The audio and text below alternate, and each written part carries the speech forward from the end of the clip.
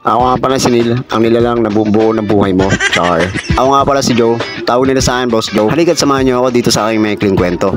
Dito sa aking trabaho. Tara, dito lumabas muna ako para silipin at tingnan ang ating mga workers sa kanilang mga ginagawa.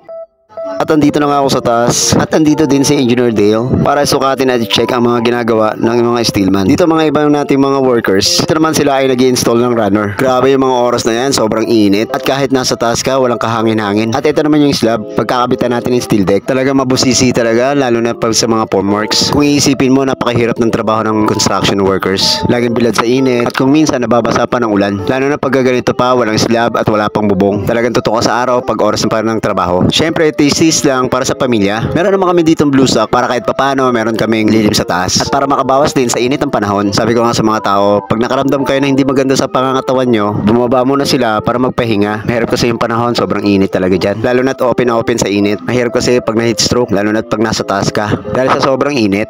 At sa mga oras na ito, kararating lang pala ni engineer. At pagdating niya, meron na siyang pang merienda. Birthday kasi ni engineer nakaraan, kaya naghanda siya ngayon para sa mga workers. At ayan na nga, nagsalo-salo kami sa konting biyaya na ibinigay ni Sir Dale para sa lahat. Thank you Sir Dale at belated happy birthday. At nag-enjoy po talaga lahat. Dito na nga, pauwi na tayo at may nasasabayan tayo isa sa mga workers na may dalang sidecar. Buti na lang may nasasabayan ako at nakabawas-bawas sa paglalakad ko palabas ng subdivision. Maraming salamat sa mga kapanood ng video na ito. Follow nyo na rin ako mga boss. Hanggang sa muli. Bye-bye!